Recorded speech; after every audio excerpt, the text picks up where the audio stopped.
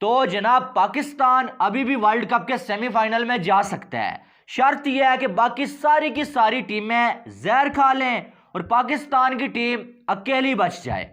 शर्म का मुकाम है यार उन लोगों के लिए जो अभी भी आपको सिनेरियो बता रहे हैं कि भाई पाकिस्तान की टीम सेमीफाइनल में जा सकती है, और साथ ये बता रहे हैं कि ऑस्ट्रेलिया अपने सारे मैच हार जाए या इंडिया अपने सारे मैच हार जाए या फिर जो इंग्लैंड अपने बाकी के सारे मैचेस हार जाए तो पाकिस्तान सेमीफाइनल में पहुंचेगा।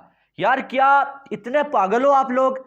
4 मैचेस लगातार एक टीम हार रही है, अपना एक मैच भी जीत नहीं रही है, और बकवास ये जारी है कि यार ये हार जाए, वो हार जाए या वो वाला हार जाए, हम जो है वो सेमीफाइनल में चले जाएंगे। खुद मैच जीतना नहीं है और जो लोग आपके लिए वो भी एक नहीं 3-3 मैचेस हारेंगे। इंडिया हारेगा जो नंबर 2 पे खड़ा है, साउथ अफ्रीका हारेगा जो टॉप पे है, न्यूजीलैंड हारेगा, सिर्फ इस वजह से कि पाकिस्तान को अंदर लाना है, और खुद वो वर्ल्ड कप के सेमीफाइनल की दौड़ से बाहर चले जाएंगे। हद नहीं हो गई है वैसे यार? शर्म का मुकाम है। पाकिस्तान हार चुका है भाई, और पाकिस्तान कहीं ना कहीं उसी दिन वर्ल्ड कप के सेमीफाइनल से बाहर हो गया था जिस दिन पाकिस्तान अफगानिस्तान के हाथों आ रहा था। ठीक है, ये तो उसके बाद हमें ऐसा लग ही रहा था कि साउथ अफ्रीका पाकिस्तान को हरा देगा, और कल पूरे मैच में ऐसा ही लग रहा था। आखिरी कुछ 4-5 आवर्स में ऐसा लगा कि शायद यहां से कोई मेरिकल हो सकता है, अदरवाइज तो पहले पूरे जो है वो कोई 90 ओवर जो है वो साउथ अफ्रीका ने ही डोमिनेट किया कल इस मैच में। हमने तो कम बैक आखिरी कोई 2 ओवर में किया, और वहां पर भी हमारे कप्तान साहब ने ऐसी ऐसी छुस्से मारी हैं कि सारा मैच जो है वो जो कोई चांसेस बन रहे थे वो भी जो उन्होंने डिलीट किए, और बोला चलो ठीक है महराज भैया आप लगाओ चौका और उठाओ और मैच लेके चले जाओ। वो मैच जो है वो लेके चले गए, उनको तो 2 पॉइंट्स मिले, टॉप पे चले गए। लेकिन हम जो है वो अब जो मैच खेलेंगे वहां पर उनका कोई फायदा नहीं है। और हमें ये जो कह रहे हैं ना कि फाइट किया पाकिस्तान ने, पाकिस्तानी टीम जो एंड तक खेली है, वो भाई हमें ये नहीं चाहिए था, हमें फाइट नहीं चाहिए थी, हमें वर्ल्ड कप का सेमीफाइनल खेलना था।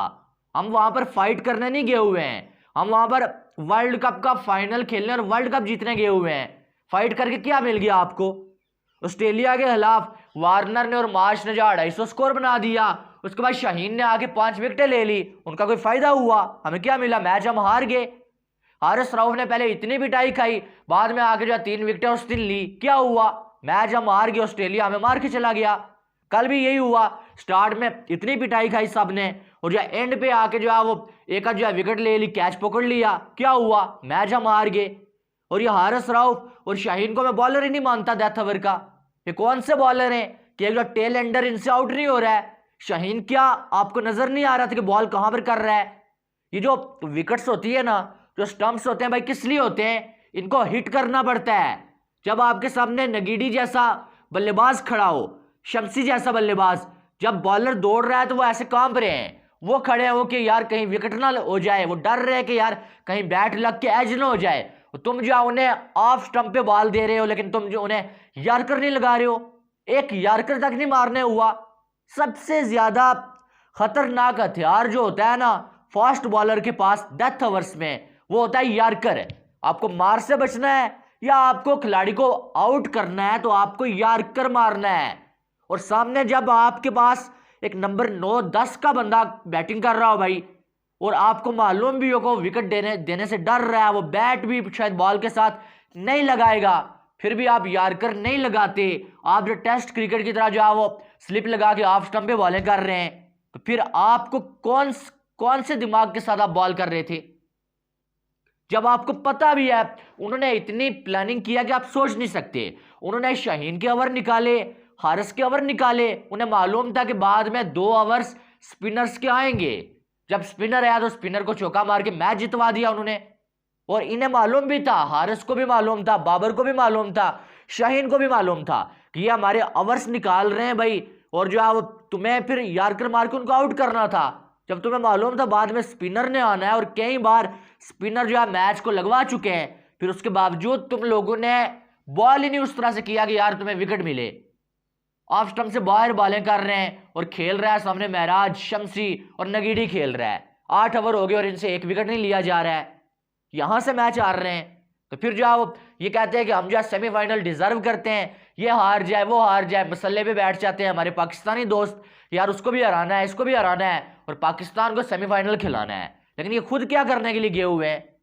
आप देखें, आपका कप्तान ठीक है, बाकी सब बैटिंग छोड़ दें, ठीक है, आपका कप्तान, उससे इतना अक्ल नहीं है कि यार नवाज हर बार मैच को जो है लगवा देता है नीचे, कोहली से खा लिए, हार्दिक से खा लिए, और आज फिर मैं उससे बॉलिंग क्यों दे रहा हूं जबकि उसामा मीर मौजूद है। ठीक है, मानते हैं कि Usama Mir full toss bowling कर रहा था, लेकिन उसने 2 विकेटें भी ली हुई थी और वो वहां पर जो टर्न करता बॉल को, वो मुश्किल में डाल सकता था उनको, लेकिन ने उसको उससे बॉलिंग भी करवाई हुई थी। नवाज को तुमने बॉलिंग ही नहीं दी, पूरे ओवर 6 ओवर तुमने करवाया, 2 घंटे से उसने बॉलिंग ही नहीं की और उसे आखिरी ओवर दे दिया कि जाके मैच बचा के दो, और वो भी कोई अक्ल का अंधा, उसके हाथ ही उल्टे चलते हैं, पता नहीं आखिरी ओवर में बॉल कहां पर फेंक रहा है।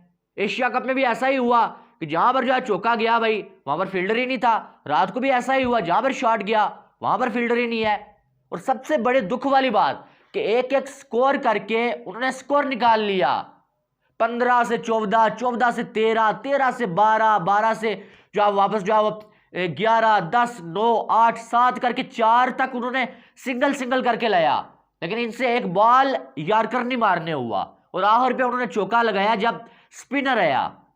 इनकी इस तरह से इनकी आंखों के सामने से मैच ऐसे ऐसे चल के गया, लेकिन इनसे कोई अक्ल से काम नहीं लिया गया। और अब जो है वो सेमीफाइनल खेलने की उम्मीदें लगाई हुई कि सेमीफाइनल खेलेंगे, सेमीफाइनल खेलेंगे। अबे आपकी औकात है सेमीफाइनल खेलने की? इस परफॉर्मेंस की बुनियाद पे आपको गली में न खिलाए और आप सेमीफाइनल खेलने की बात कर रहे हो। और ये जो आके कह रहे हैं फाइट किया फाइट किया, और ये फाइट नहीं होती है यार, ये फाइट नहीं होती है, ये अपने आप को बचाने की कोशिश है बस, और कुछ नहीं था। फाइट नहीं चाहिए थी, ये डू और डाई मैच था, ये जीतना था।